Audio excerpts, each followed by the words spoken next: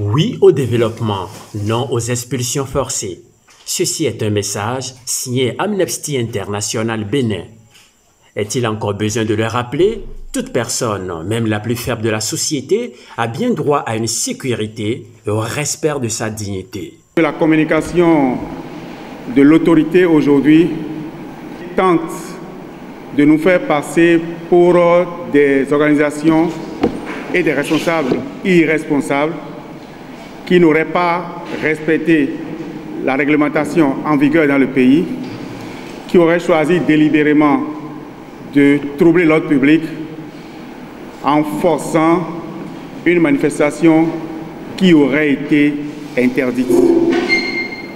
Il est important, malgré tout ce que nous avons déjà dit, grâce à vous, de situer l'opinion publique à nouveau sur l'attitude et le comportement républicain que nous avons eu en tant qu'organisation sociale, en tant qu'acteurs sociaux. Je voudrais donc dire et réaffirmer à nouveau que nous avons bel et bien accompli les formalités d'usage. Ces formalités consistent à prévenir l'autorité de la ville de Cotonou de notre intention d'organiser une telle manifestation et donc d'occuper l'espace public pendant un moment. Nous avons donc adressé une correspondance au préfet du littoral, au maire de la ville de Cotonou, à la direction départementale de la police républicaine du littoral, au commissaire central de la ville de Cotonou, auquel nous avons ajouté une demande de venir couvrir et sécuriser le parcours et les marcheurs à 2 structures supplémentaires que sont la direction des sapeurs-pompiers et la direction de la Croix-Rouge béninoise. Tous ces courriers ont été déposés le 15 avril avec décharge. La décharge est bien là, les décharges sont là. Ça, c'est le courrier du préfet du littoral reçu le 15 avril 2024 à 16h27. Et vous avez tous les autres courriers, celui du maire, celui de la direction départementale, celui de la Croix-Rouge, etc.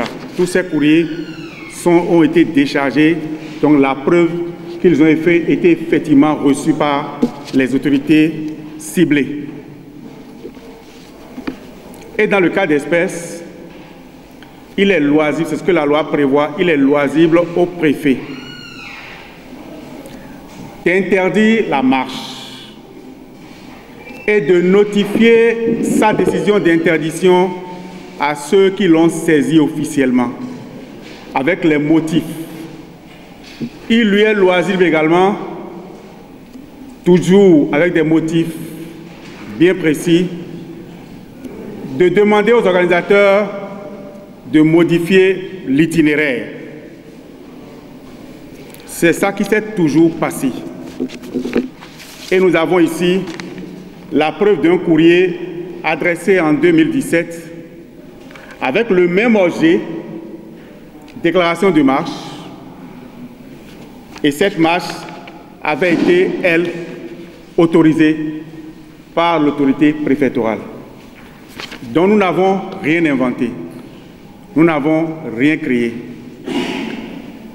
Ce qui s'est passé depuis le 15 avril, c'est que nous avons attendu 72 heures, au bout desquelles, normalement, l'autorité administrative préfectorale devait nous donner sa réponse. Nous avons couru derrière cette réponse en allant à son bureau par 2 fois. On nous a répondu que le courrier n'était pas ressorti. Jusqu'au jeudi, je vais dire jusqu'à aujourd'hui, à la date d'aujourd'hui, les confédérations signataires de la déclaration de marche et organisatrices de cette marche, n'ont jamais reçu une réponse officielle ni du préfet ni du maire. Les seules réponses que nous avons reçues sont celles de la direction des sapeurs-pompiers qui nous a assuré de sa présence si on ne le lui interdisait pas, et la réponse de la Croix-Rouge béninoise qui était présente à la bout du travail le samedi très tôt le matin. Au nom de quoi une autorité saisie d'un courrier décide de ne pas répondre officiellement, de ne pas prendre officiellement ses responsabilités et choisit plutôt d'envoyer un tract sur les réseaux sociaux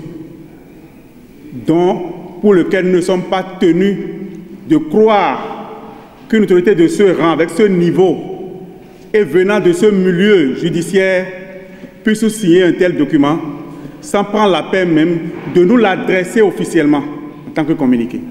Nous n'avons rien reçu. Et donc,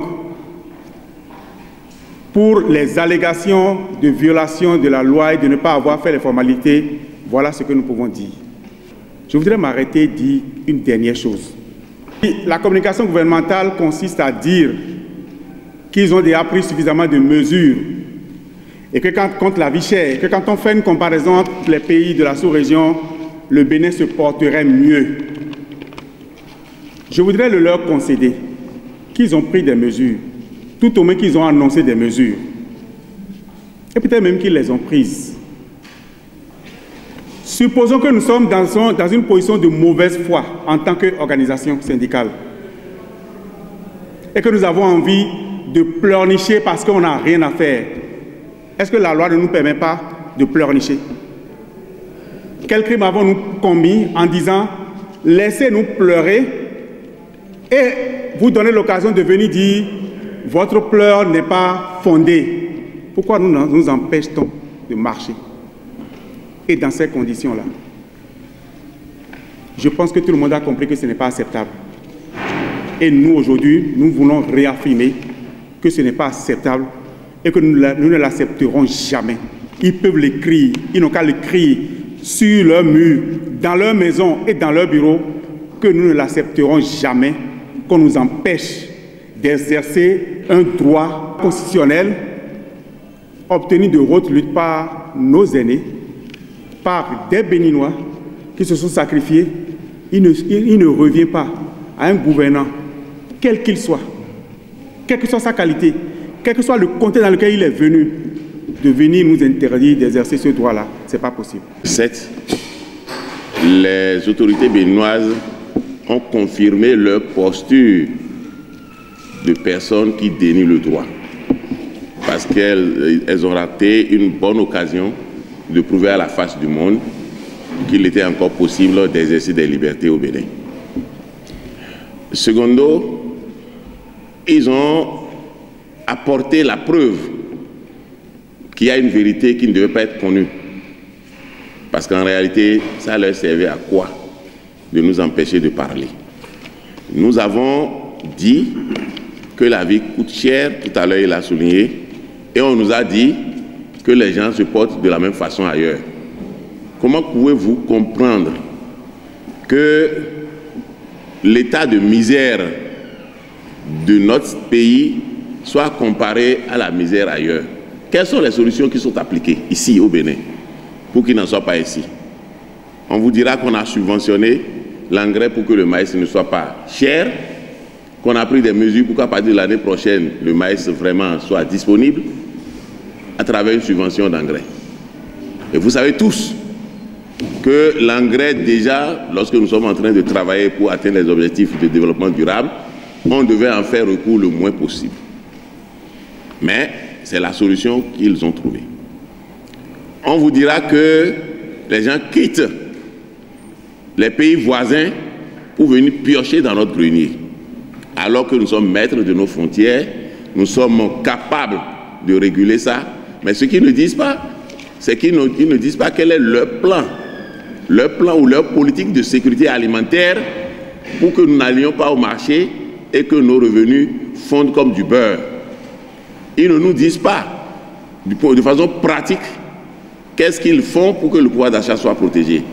Alors que lorsqu'ils ajoutent 25 francs à un salaire, c'est à grand renfort de publicité qu'ils le disent, et ils savent très bien que le marché évolue en fonction de ce qui est disponible comme information.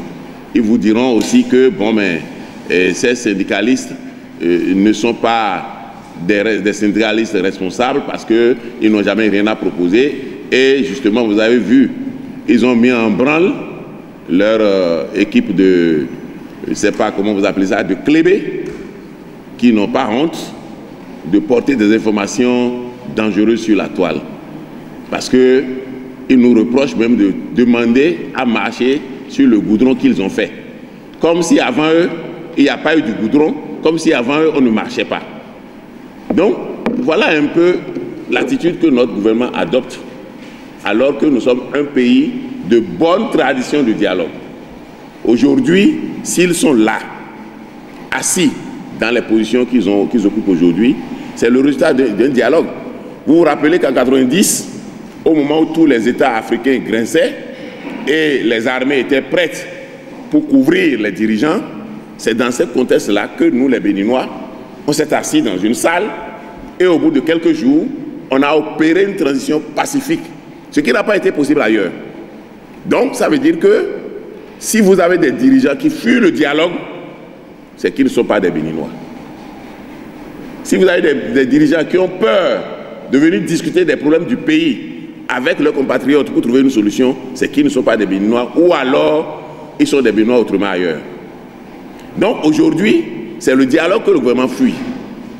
Nous, je crois que ceux qui nous représentent au niveau de la grande commission dont ils se vantent d'avoir institué peuvent vous le dire. Depuis 2023, après, à partir de décembre, ils devaient faire une dernière session, ça n'a pas eu lieu. Nous sommes dans le 4e mois de l'année, le budget est en train de s'exécuter et jusque-là encore, il n'y a pas de perspective. Si on avait vraiment en face de nous des gens responsables qui ont à cœur le mieux-être de ce pays, le temps qu'ils ont distrait pour nous inviter, pour nous dire qu'ils sont en train de courir, ce temps-là, ils auraient pu dire, écoutez, prendre des engagements fermes et introduire. Parce que notre démarche à nous autres, ce n'était pas forcément d'organiser une marche pour dire, mais on en a marre parce que justement, on n'arrive pas à démarrer pour discuter, parler des solutions.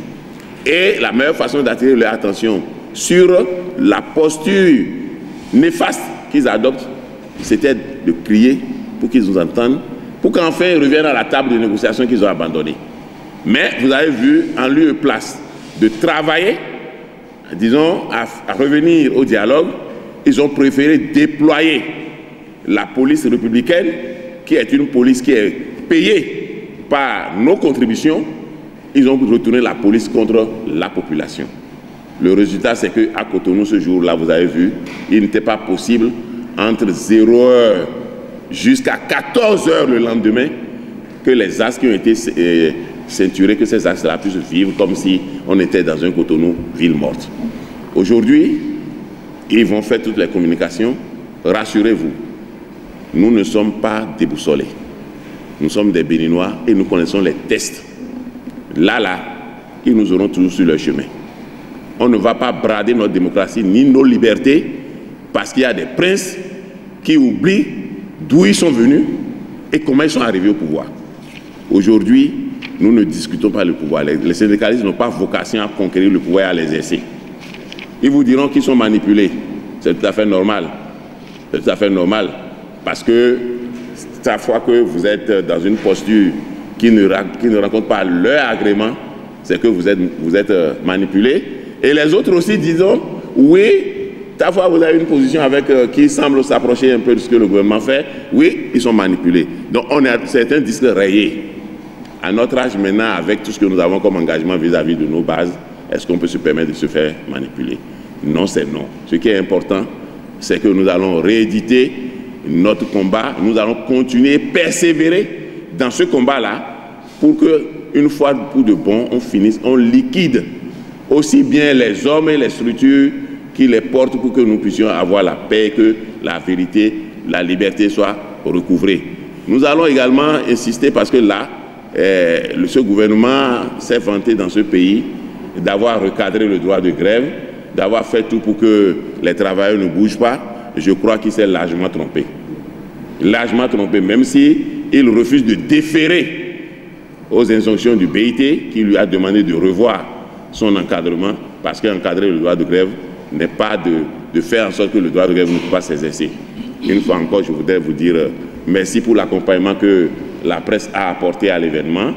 Nous espérons que vous serez toujours à nos côtés pour relayer notre part de vérité et que la lutte continuera pour que le Bénin soit débarrassé de ces comportements ignobles, totalement indignes d'un pays qui est passé par une conférence nationale paisible, assez fluide, pour qu'aujourd'hui, on ne peut pas gagner la liberté, la démocratie avec la parole et qu'on la gère avec les armes. C'est totalement absurde. Camarades, salut! Salut, camarades! Alors, je voudrais, à la suite, les camarades SG qui sont intervenus, je voudrais, avant tout propos, remercier en notre nom tous les travailleurs qui se sont mobilisés, qui ont fait le déplacement, qui ont répondu à l'appel des confédérations. Je voudrais leur dire merci. Ils ont donné la preuve de leur volonté de lutter. Ils ont montré qu'on n'a pas encore perdu nos réflexes de combattants. Quand il s'agit de lutter, ils sont prêts à lutter. Je remercie aussi toute la mobilisation au niveau des internautes sur les réseaux sociaux.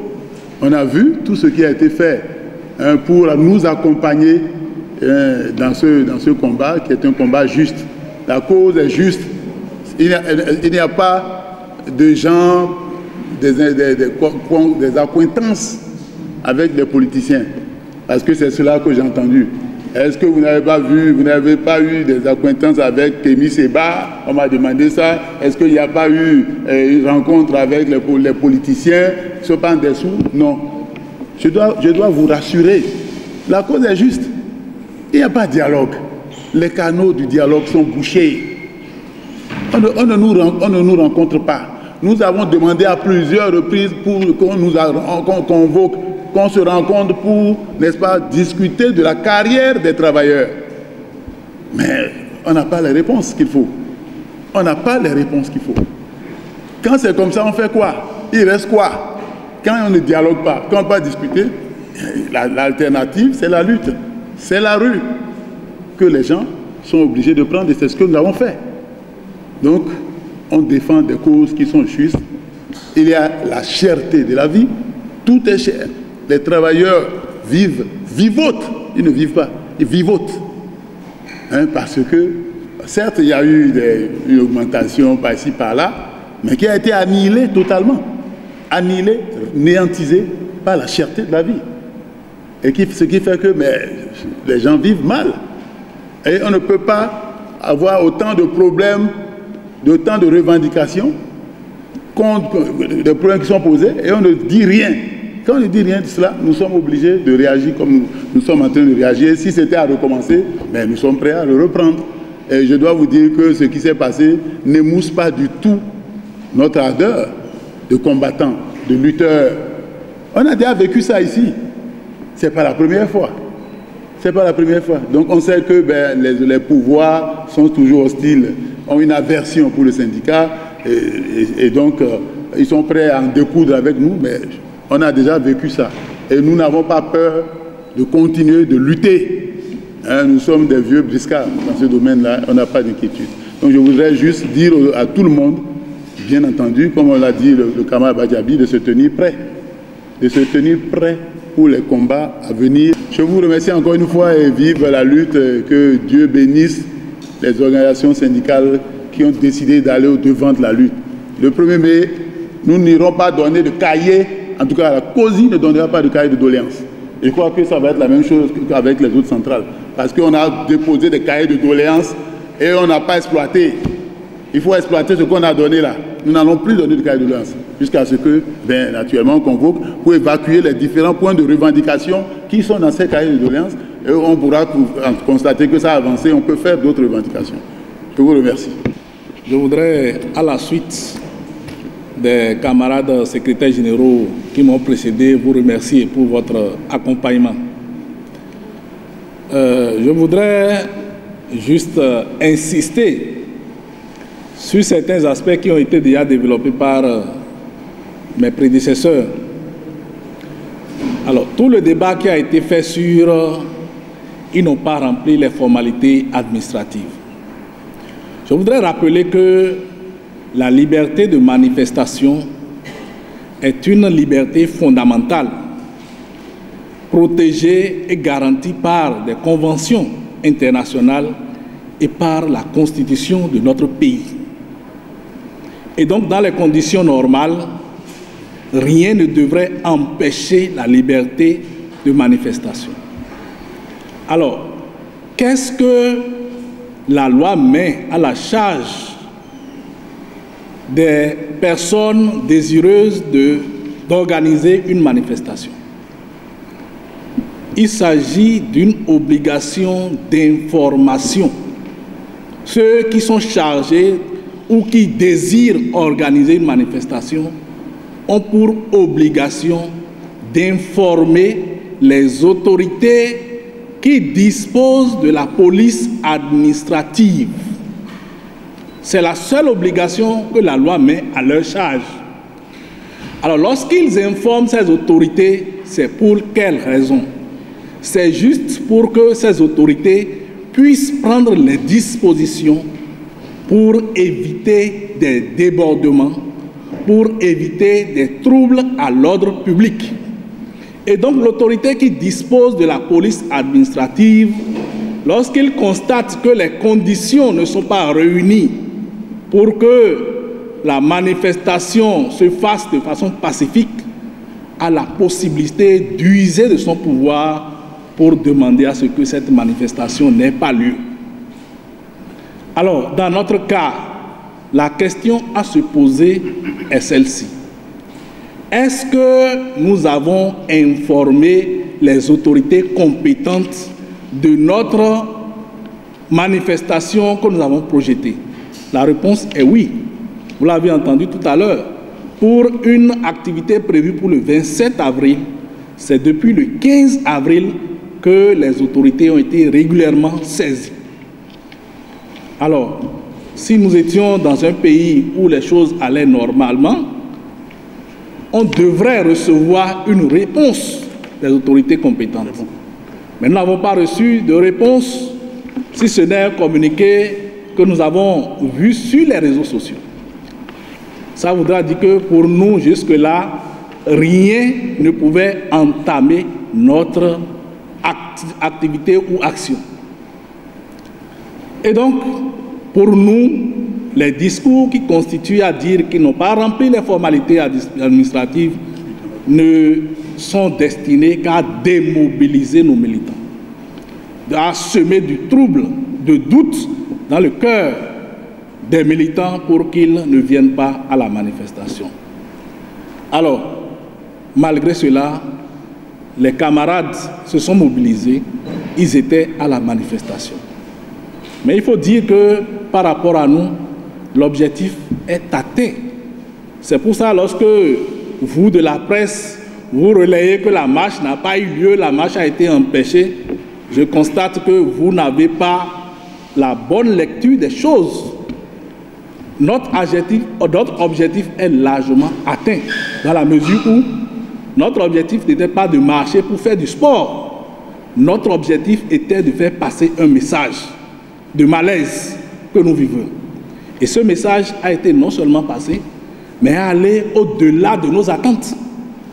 Au-delà de nos attentes, vous ne pouvez pas savoir jusqu'où le malaise du Bénin est connu aujourd'hui.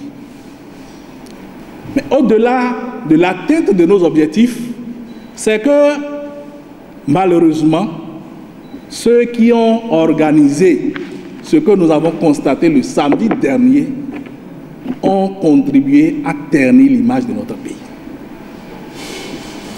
Ils ont contribué à ternir l'image du chef de l'État. Et je pense que le chef de l'État devrait comprendre cela. Parce qu'aujourd'hui, le Bénin est vu, à travers ce qui s'est passé là, comme un pays où les libertés sont violées. Un pays où on ne peut pas mettre en œuvre les libertés fondamentales. Le Bénin est vu comme un pays où les leaders syndicaux qui décident d'une action pacifique sont arbitrairement arrêtés. C'est ça l'image que ceux-là ont dégagée à travers le monde entier. Et cette image n'est pas pour notre pays une image élogieuse. C'est ça qu'il faut déplorer. Et je pense que le chef de l'État doit pouvoir faire cette lecture des choses et comprendre que ceux-là ne sont pas des gens qui sont en train de l'aider. Ce sont des gens qui sont en train de l'enfoncer. Il devrait donc prendre ses responsabilités.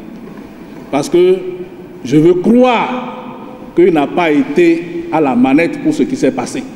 Et que ce sont des cadres qui ont bien voulu lui rendre service, qui ont contribué à ternir son image jusqu'à ce niveau-là. Nous devons, comme ceux qui m'ont précédé l'ont dit, remercier les travailleurs, les remercier pour leur mobilisation, les remercier pour leur détermination à faire comprendre leur malaise. Et je voudrais clarifier le concept de travailleur à ceux qui ne le savent pas, parce que j'ai entendu sur les réseaux sociaux que les fonctionnaires représentent à peine 100 000 au niveau du Bénin et qu'au nom de quoi 100 000 personnes vont s'imposer à toute une nation. Ceux-là ne savent pas ce qu'on appelle le travailleur. En tout cas, les travailleurs que nous nous représentons, ils sont aussi bien de la fonction publique que du secteur privé et de l'économie informelle. C'est ce qu'ils ne savent pas. Nous avons des syndicats d'agriculteurs qui sont affiliés à nous. Nous avons des syndicats de femmes de marché qui sont affiliés à nous. Nous avons des syndicats de coiffeuses, de coiffeurs, de couturiers, de couturières. Et tous ceux-là sont des travailleurs. Et donc ceux qui pensent que nous ne représentons que 100 000 personnes, ils se trompent. Et notre action n'est pas une action pour les travailleurs du secteur public. Non. Notre action est une action qui vise les conditions de vie, l'amélioration des conditions de vie et de travail de l'ensemble de la classe ouvrière, de l'ensemble des travailleurs, quel que soit leur secteur d'activité. Il faudrait donc que ceux-là comprennent cela pour ne plus, n'est-ce pas, limiter les travailleurs aux quelques agents de la fonction publique. Je voudrais terminer en remerciant toutes les forces vives de la nation. Parce que le samedi dernier, nous avons eu la preuve que le Bénin est encore debout, que les Béninois sont encore debout et qu'ils sont jaloux de l'accaparement de leur liberté. Des accointances politiques, c'est quoi qu'il est important de dire quelque chose. Oui. Nous n'avons aucune gêne à être taxés de manipuler politique pour la simple raison que le ferment de la manipulation politique, c'est la malgouvernance. Si vous ne voulez pas de manipulation politique, travaillez dans une gouvernance qui regarde le peuple et qui met le bien-être du peuple au cœur de l'action. Si ce n'est pas le cas, vous perdez votre temps à vouloir nous mettre en difficulté par rapport à notre posture. Non, nous n'avons pas cette gêne-là, nous n'avons plus cette gêne-là.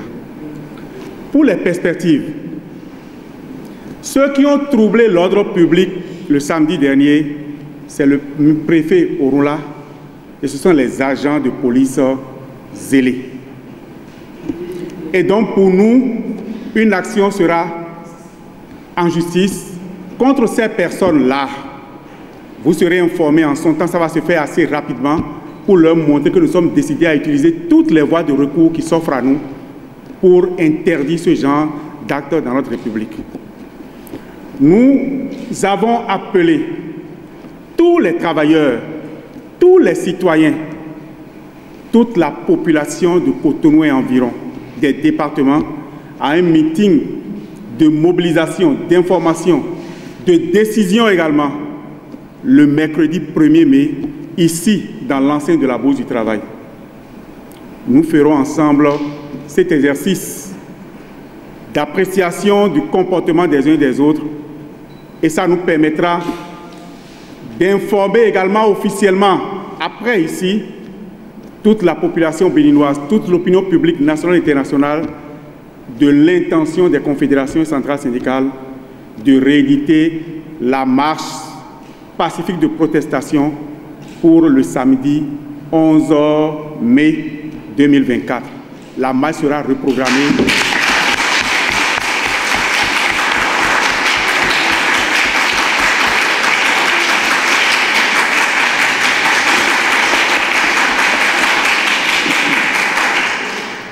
Et nous prendrons, vous tous et vous toutes, à témoin pour analyser l'attitude responsable ou irresponsable des uns et des autres.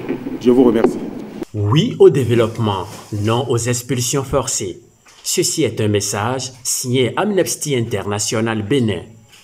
Est-il encore besoin de le rappeler? Toute personne, même la plus faible de la société, a bien droit à une sécurité et au respect de sa dignité.